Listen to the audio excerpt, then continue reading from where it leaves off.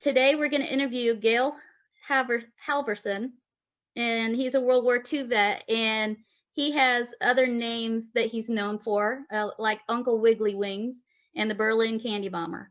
And as we go through the interview, you'll understand why he's got these awesome names that go with his story.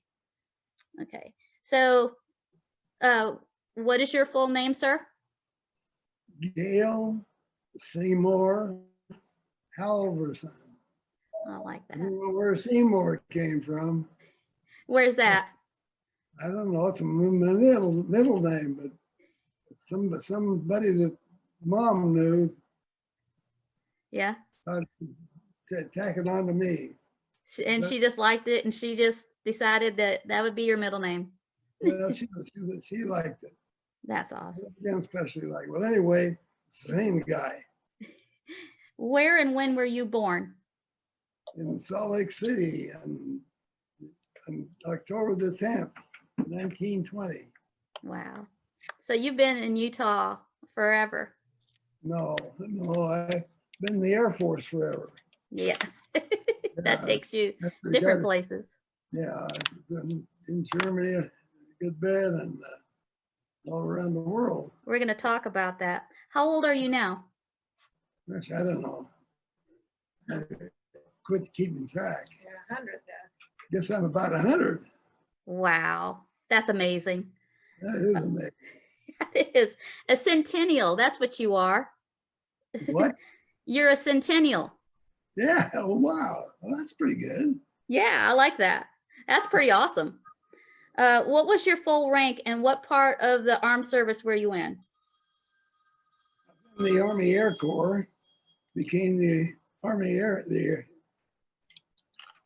Force, and then in the Air Force, United States Air Force.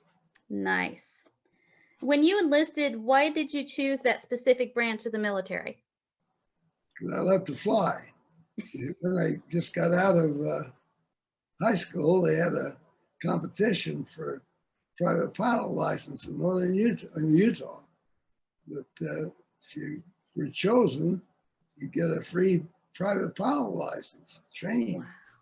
Wow. Well, I really read about a lot of background. I got chosen 1 of 10 in Utah to get a free private license. 1941, before the war. Wow. That's really cool that you got to be a part of that and you were just right there and you did so well with it, just from the beginning. That's awesome. It was fun, flying up and down the mountains in Utah. That sounds like fun. I miss the mountains. I have to say that. I lived out west in Texas, and I do miss the mountains. We got some here, but not as big as there. What was your, huh? Where are you? In North Georgia. So we're at the beginning of the Appalachian Mountains. Yeah. Woodstock. Like, yeah, I got 2 degrees from the University of Florida. Well, Georgia, Dad. She's from Georgia. Yes. Okay. Well, that's next door. That's pretty cool. I think that we'll probably talk about a little bit of that too, about your degrees from Florida. What was your role in your unit? In what? In your unit. What was your which unit? In the beginning, when you first went into the military, what was your role? Well, just a training role. Basic training. Through basic training, through get to know what the military is about, and then I chosen for flight training. So that was my pride and joy for them to fly. So when they sent down the flight orders, instead of sending me to an American flying school, they sent me to British flying school. Wow. Number 3, British Flying Training School. Wow. They wanted some American pilots to be pilots to work with them. And they were trained here in the States because of the war. Right. So I went to Miami, Oklahoma, number 3 British Flying Training School. British Flying Training School in the States. So that was fun. all the Brits that speak broken English. And you had to kind of learn that language, like Yeah. learn to understand it. Yeah, that's right. Where were you when you found out about Pearl Harbor, and how did you feel about that? Well, I was on the farm, worked on my dad's farm, and working on that, and seeing at the table breakfast one morning, and heard the Pearl Harbor report. I knew that it had some impact on my life sooner or later. I just didn't know how it would occur. But it was a sobering thing that people fly all the way from Japan to bomb Pearl Harbor. Right. And, so I was always interested in mechanical things and flying, and got my pilot license. So I knew I'd be involved in it right away. So I volunteered and sent to, we had a program, Americans had a program with the British. We trained the British, did the British training here in the States to get them out of the traffic. And they sent me the number 3 British Flying Training School, Miami, Oklahoma, for heck's sake. We had American flight instructors, but the Czech pilots were all British, combat veteran British. So I enjoyed that. I saw that and I said, I'll try out for that.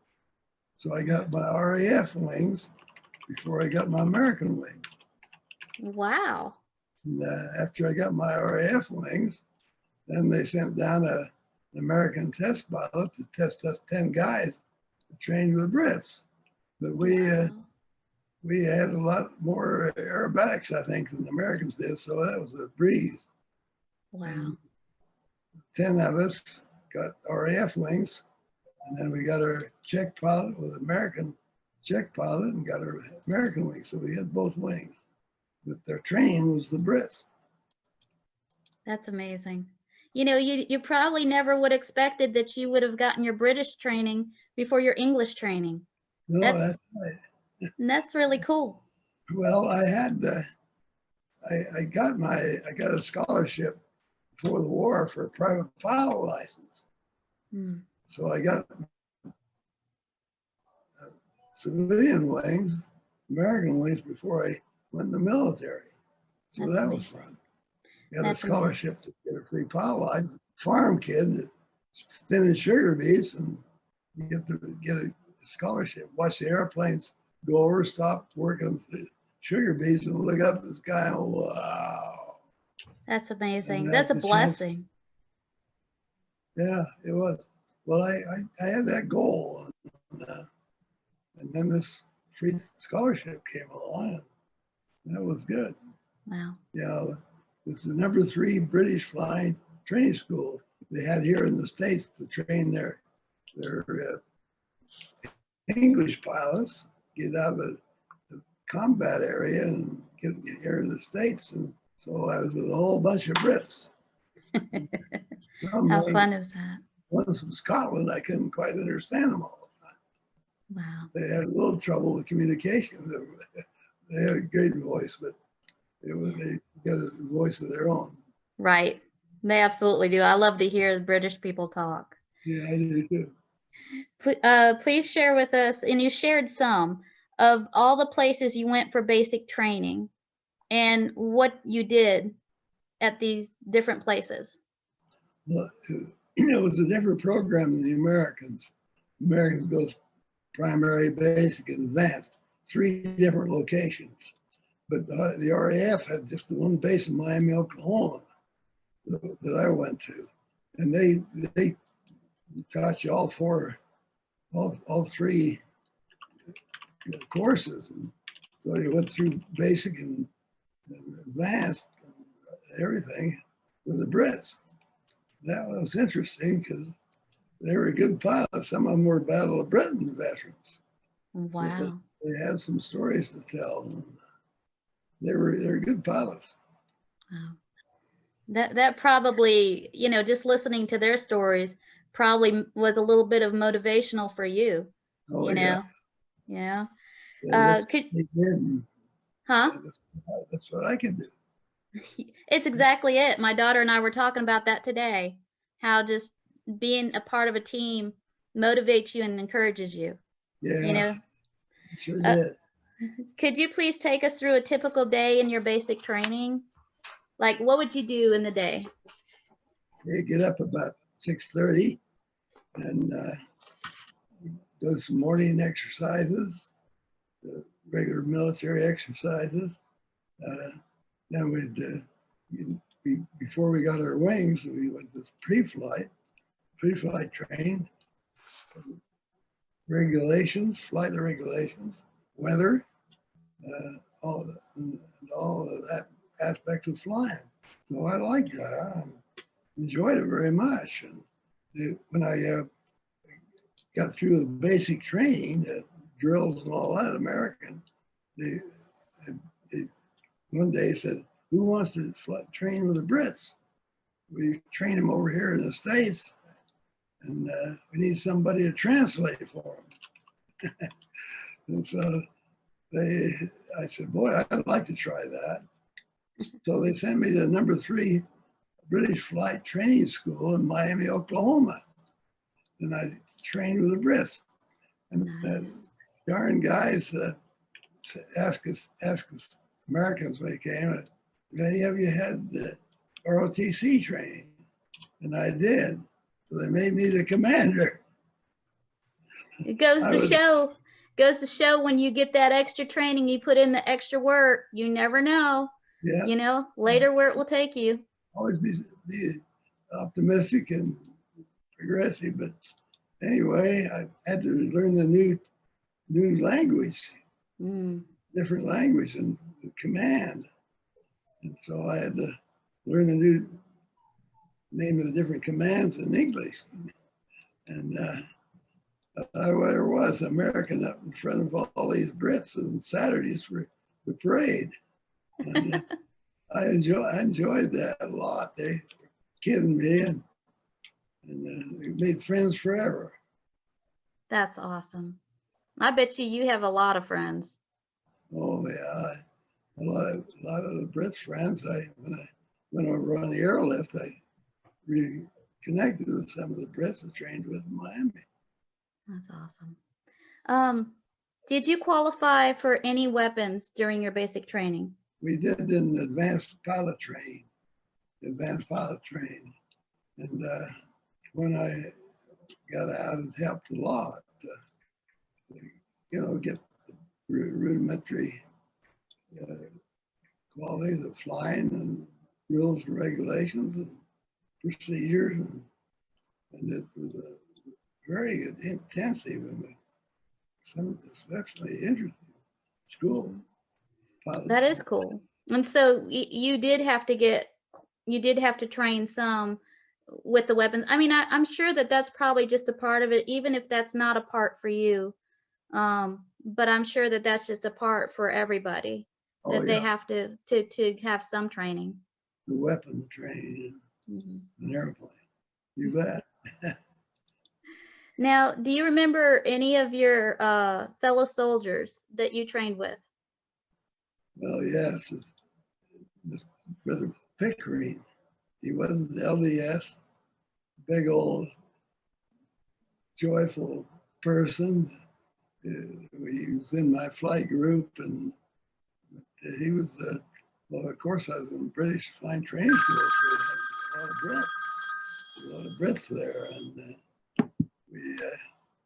he was a big guy and a joker, and he just had a sense of humor that wouldn't quit. And so friends for life. I mean, we still write to each other. There are several Brits like that. They may be the commanding student officer of the British training school, for heaven's sake. It took me a while to get the new names for stuff and different formations. Right. Some of the formations were different, and it was fun. It was a hoot. I bet. Scotland up north, you could hardly understand them. I really had a wonderful time. And I was the commanding officer for the unit and the students. Mm-hmm. That's pretty cool. I imagine seeing the different ways of training, you know, not only was it a blessing to be able to see that, but I'm sure that it was just neat to be able to see the different styles. Oh yeah, how far you swing your arms in front and back, and all the different commands, the names of them, and it was a hoot. I enjoyed the heck out of it. That is awesome. Now, did you receive, with part of your special training, can you explain what that's like? You're already starting to do that, but what was your specialized training like? Well, it had two main parts: physical training and the pilot training. In the pilot training, the physical training is just all the physical things people do in the military and getting in shape. And then the fun part was the flying part. We have British flight instructors. So when the American instructors got through with us, then we'd take our final test with the RAF officers. And all of them were combat veterans. And they're really a hoot. And it puts you through all kinds of formations and flight operations. It's okay, now show me the loop, make it tight on top. And all kind of things. And they were great guys. That's awesome. And this is a question. Sense of British humor and pull tricks. What's that? I was just gonna say, with what you're saying, and this is not a question I have on there, but because of what you're saying, do you have a special airplane loop that you did, like, you know, something that was your own creation? No, there's had enough of them that already discovered that we did all the emblemaents and the barrel rolls and spirals and we did everything. And the Brits had a few different ones, but it was fun training with those guys. They were our flight inspectors. That's awesome. They kept your flight test and didn't know what they're going to do. At the end, they said, give me the control. Legacy of service. Always Military member and as a humanitarian. Training plan to I go. wish you could Stall out and drop down and do a couple of spins. I enjoyed it. Well, I had a pilot license before I get in the war. I won a pilot license in the state of Utah for pilot license before the war. And so I was all through the beginning stuff. And so I had a great Brit inspector and we just had a blast. That's so awesome. Showed him everything I do. I knew I'll do spins and everything before I went in the military. So again, that was such a blessing that you were already prepared. I love that you were able to you were already ready. You didn't have to go through, you were comfortable and you could just enjoy your time learning with them. We're comfortable is what it was. Loops, spins, rolls, and I could do them all before we had any instruction. That's so cool. So we had a good time with the Brit pilots. That's so awesome. Now, do you remember any of your fellow soldiers that you trained with? Like any of them that stand out to you? Oh yeah, I did. I remember the Jimmy Law was one of my best friends, and Bob Heath. What? Bob Heath. He was American. And we had 5 Americans trained with these Brits. And there was a lot of them, friends for life. And when we got our wings and they went back and went over and flew with some of them again. It was incredible. That's amazing. I with the Brits was just like old home week. That's just It was, such a blessing to have a connection that lasts for so long. yeah, Such an array of people to be able to have as friends. That's amazing. I still get a letter occasionally from them. Yeah. I like that. Do you remember any of your drill sergeants? If so, what were they like? Like brass. Yes. Well, Yes. anyway, they weren't very pleasant. Mm. They're there to drill it into you, and they did. But there's one I remember especially that was from out west, and we kind of had a little bond, and he let me get away with some stuff, I think. But anyway, they did a good job. I mean, you got to learn it. You got to do it fast. Right? There's no Right? just sneaking up on it. You Right? got to be there tomorrow. Yes. So, I tell you what, my brother was in the Marines and we always went camping when we were younger. And he would pitch a tent and just have the basics. So when they had to go out and be, that time period where they had to be rationed and everything like that, my brother was not upset. Everybody else was like, my brother's like, we used to do this all the time, no big deal. And his drill sergeant was mad because he's like, why are you not bothered by this? He said, because we grew up doing this. It's no big deal. yeah, well, that's a lot. Same with me, We run a farm and the scout program and camping and cooking stuff on the fire. And, Yeah, it's no big deal. but made military life a lot easier. Exactly. Do you remember any memorable instances at any of your training camps that you would care to share? Any thing that stood out at your basic training that maybe is funny or? I was flying at solo. We'd have about 8 hours of instruction with another pilot and solo and fly ourselves. And wasn't long after I soloed that I was on a solo flight and the engine quit. It sputtered and sputtered and didn't completely quit, but I just kept losing altitude. Wow. I looked around for an airport right close, and there was one not far away, and I got over to that and got on the ground before the engine totally quit. Yeah, wow. It scared you a little bit, but all the flying, I got 10,000 hours of flying. Wow. And all the time I've flown, that was about the closest kind that I come to having a crash land with emergency. Wow. But I was pretty young in the flight business. Wow. That's sputtered long enough for it, I get on the ground. Did you encounter segregation? If so, what do you recall about it? Well, in the flight program, we didn't have too many black men. We had a couple, and they were very good. They graduated along with everybody else. And being raised in Utah, I hardly met anybody black. And I had a really black friend, Conrad Stafford.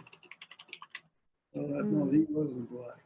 But one special friend that was black and very intelligent, one of the better pilots.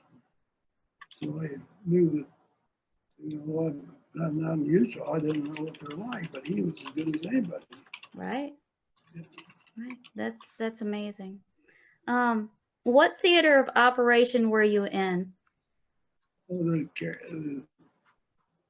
Caribbean, South Atlantic Theater, flying in supplying military bases in South America and in the United States.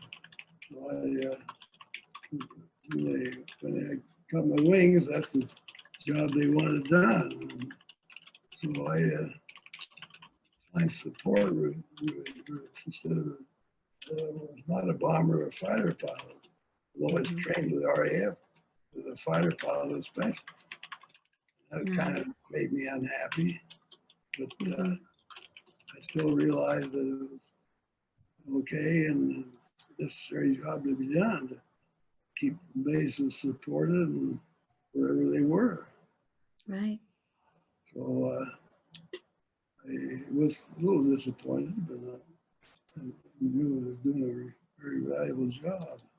Right. Support bases, find support to people, food, and equipment parts, and things they had to have to run the everyday operation, the operational operation to supply them. So I was a little disappointed, trained with the RAF, got my wings with the RAF, international experiment, several of us, and went back, got our wings, we went back to Army Air Corp. When we went back, they needed some transport pilots. So I did my time in transport ops, supporting the front line. So you'd been doing supplies and transportation for a long time. Oh yeah. When you first traveled to the war zone, well, you traveled by plane. When and where did you go first overseas? Overseas. Well, let's see. Or what were your first orders that you had? I first went to Brazil, Rio de Janeiro, flying support from Miami, Oklahoma, and Natal, Brazil, on the eastern coast of South America. And it's an American base there that was supplying Europe. And so they sent me there supplying supplies to people, supplies to Natal, Brazil first, and then to Ascension Island out in the middle of the South Atlantic, halfway to Africa, and then some to Africa. So I was doing a lot of long range flying. Wow. Did you, when you were flying, did you encounter like, you know, gunfire, or did you encounter some of that? I was never in the operation with against the enemy, just flying supplies. Good. Everything, machine guns, bullets, all kind of detonatable stuff, and flying to South America, to South America, transported to Europe. So I flew occasionally to Europe with stuff, with airplanes. So mostly, most of the time when it was during the war, it was supplies to Brazil. Well, I was stationed in Brazil, so I would fly to Ascension Island, and then occasionally to England from Ascension Island. A lot of the supply Ascension Island supported all the operations in the South. Oh yeah, I was never in actual combat. Right. I always thought I should be. They put me where they wanted me. Well, and you had a purpose. Your purpose was different, you know, with the course of being in Brazil and then going to the different places. You said that sometimes they sent you to Europe. What were some of the supplies that you would have to take? Airplanes. Airplanes. Delivered airplanes, yeah. So how did that work when you fly an airplane and you're delivering? So you would go from one airport to another airport and transfer the planes? Yeah, to take the airplane from the United States to Europe, deliver it. Wow. So I checked out in quite a few different airplanes. Wow. had to deliver it. I never was put in combat pilot operation. I Right. don't know why, but they decided I needed to deliver airplanes. Mm-hmm. And did you have supplies on there that was a part of your delivery with the I mean, planes? you have to carry a load of some kind, Yeah.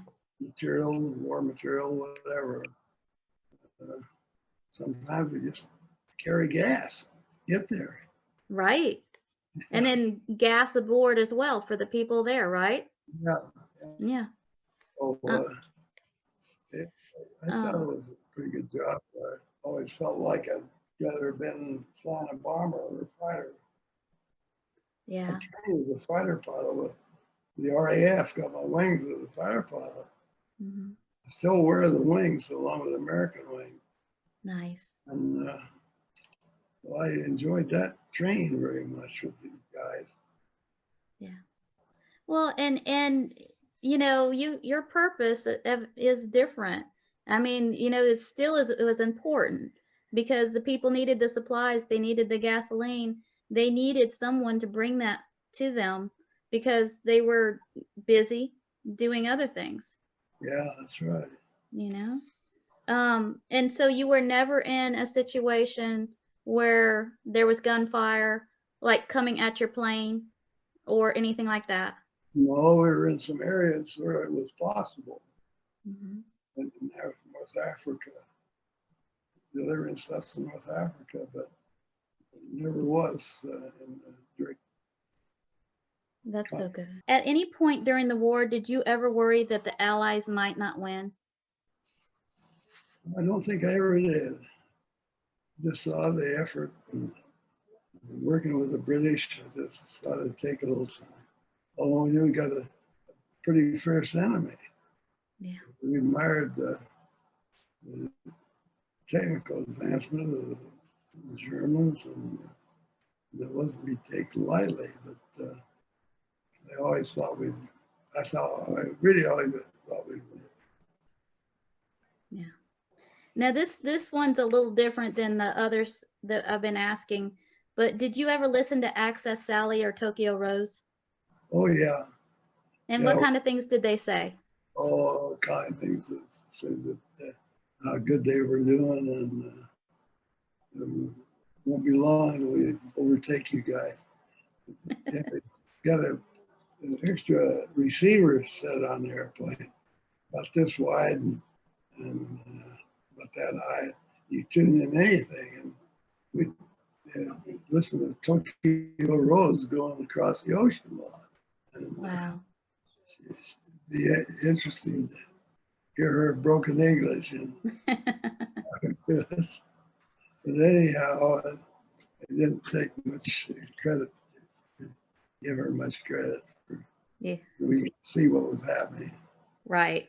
Right. Really trying to know what really was going on. What were your living conditions like overseas? Well, they varied a lot. From tents, some places, new locations before they had a chance to build buildings. Lived in a lot of tents. Tents, good tents, but they're tents. Tents, none of the less. Yeah, they're kind of limited. Of course, they'd have one central latrine base structure, bathroom structure for you, and shower, big shower place for you. Oh my. I bet you the lines were long. Yeah, there's some pretty long lines. They try and get enough facilities that didn't take too much time to while you're standing around and taking a shower. Right. Yeah, it was all right. They put me in more of a support group than on the firing line. Yeah. Airplanes. Right. Well, now, where were you when the war ended? South America. In South America, flying supply routes up and down the coast of South America to supply the ships. And American ships would come in there with different high-priced items. Well, I was in Natal, Brazil, stationed in Natal, Brazil. Flew a lot across the ocean to Ascension Island, off the coast of South America, quite a ways west out in the ocean. We had a major base there supplying the operations in South America. And we fly from Natal, Brazil. I was stationed in Natal, Brazil. Across the South Atlantic to Ascension Island.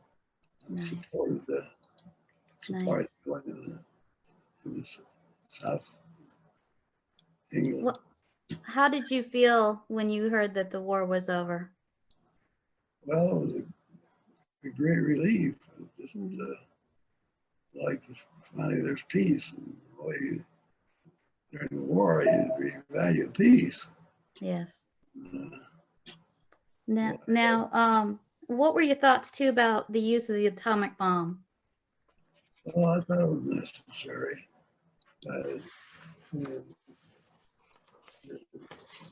In the war to bring it to an end. We didn't really know, I didn't at least, just how far we were from the victory, or how to do without it.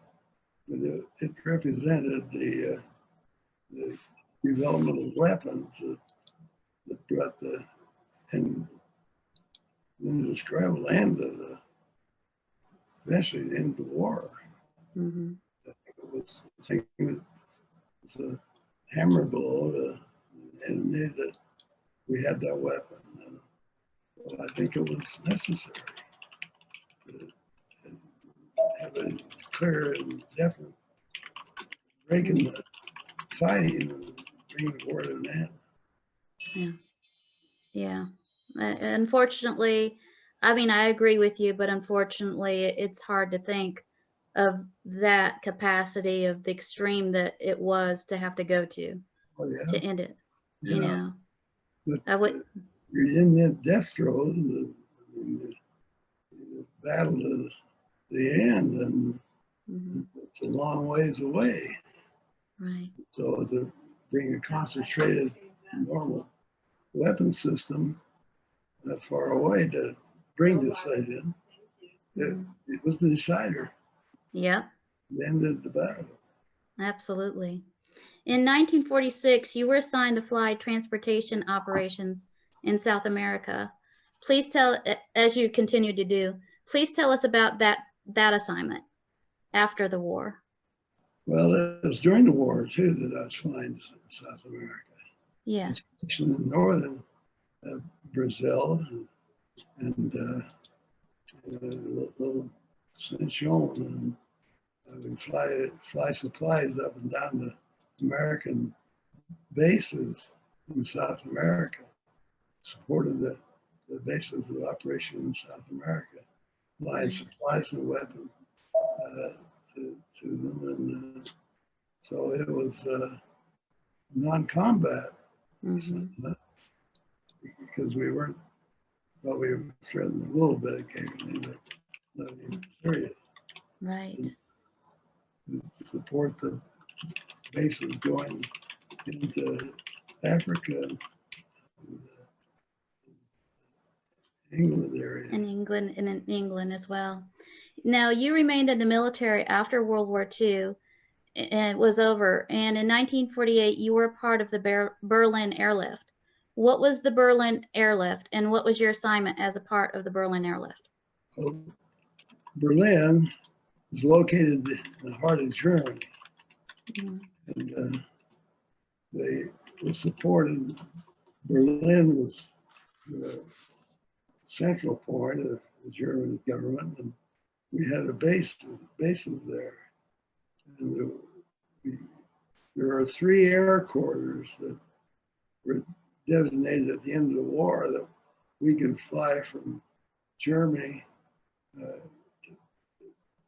fly from France rather, across Germany. We stayed within 3 10-mile wide corridors, central corridor and north and south corridor. 10 miles wide, and coming and going from Berlin. We had an agreement with the Germans we could keep Berlin alive through those ground quarters and also 3 air quarters. And so I was flying the 3 air quarters. We were in the airlift flying the 3 air quarters. British and us. French didn't have hardly any airplanes, but they were helping us. Yeah. The British and Americans had most of the airplanes. And I have to say, this was a question, and I didn't put this down, but as we're talking about it too, it was one I meant to add. How did that come together? That were the French and the British and you all initially joined together to do this Berlin Airlift? Absolutely. The tri-nation effort, and at the end of the war, before the end of the war, there were 3 air quarters that the Soviets agreed to fly over East Germany, fly over 100 miles across East Germany, and they're 10 miles wide, center quarter, and the north quarter, and the south quarter. And if we stayed within that 10 miles wide, they agreed and it would shoot us down, support Berlin, West Berlin. That's awesome. So, I was buzzed by Russian fighters in the corridor. And Right. I thought, didn't know if they're going to shoot at me or not. Wow. That was one of those things that you just didn't know. I mean, that was one area probably out of all of your different areas that you sent supplies to that you really had to wonder. Alongside of you, You didn't know. they violated the quarter agreement on a number of occasions. They come alongside and fly a race about almost as slow as you were going. Couldn't fly as slow as the transport, but they'd buzz us and take them off again. You didn't know if they're going to shoot or not. Wow. We had preparation and some fighter pilots in West Germany ready to go if they had to. Yeah. Now, I know the answer to this, but for purposes of the Library of Congress and for others, why did you all have to drop food and supplies to the people in Berlin? Well, the reason we had to is that Berlin was divided after World War II. Some of the Russians had a definite part of West Berlin. And it's important for us. West Berlin was in East Germany. And it was important to have a representation of our country, our values behind the Iron Curtain. And it was critical. And the Germans really valued our support in Berlin. It was a great thing to have the American and British, French support behind the Iron Curtain. Right. So it was crucial, and it was a bother for them, the Russians, have the influence 110 miles deep inside their control East Germany. So we buzzes from their airplanes. They never did shoot us down. We didn't know if they would or not. Right. It, Right. It slowed down, not quite as slow as the old cargo planes. They'd fly alongside of you and take on off. They could have shot us down easy. Yeah. I'm amazed, you know, that didn't happen ever. What a blessing that was that you guys were protected at that point in time. Oh, our government took a very strong position. That's good. Whether those guys got an atom bomb. That's good. Berlin. Now, as far as the food and supplies, what kind of food and supplies did you guys have to, like, that were delegated for you guys to drop? Well, there was meat, concentrated food, concentrated cereals, cereals were already concentrated. But it was where you could fly in something that you add water to, so it concentrates. And Right. of course, that doesn't taste like a T-bone steak, but it would taste pretty good to them. You keep them alive. And they appreciate it. And they were so grateful for that. They'd do anything. That's right. They'd Yeah. be grateful for anything. Now, By airplane. huh? Living by airplane. That's awesome. Now you started dropping candy to the kids. Please tell us how that started. How did you get the idea to start doing that? We had 20,000 pounds of concentrated food in our airplane. We took some candy along with us. And when we landed at the airport in West Berlin, they would, West Berlin Germans would unload the airplane, of course. And while they did that, kids would come out to the airplane to talk to the pilots. And so we gave them candy, and boy, they loved that. They didn't have any. And they got pictures of kids with a big smile on their face. But they really loved the candy. And we not only deliver it at the airport, but we drop it all around the city coming in. And even in the night, we'd drop it to be there in the daytime. Did some of those kids go out at night to look for it? Oh yeah, they look for it all the time. The candy companies, the Confectioners Association of Americans said, how much do you want and where do you want it? Then they send it over to Germany, and we had assembly places and the barracks, and we tie up packages and tie them to handkerchief parachute. We use handkerchief parachute. Wow. 4 strings on them about that long, and wrap it around the package of gum or chocolate. Wow. Drop it all over, hundreds of them at a time. In a big, we have them in a big bin. Then taking the back, the airplane, we flew the escape hatches out.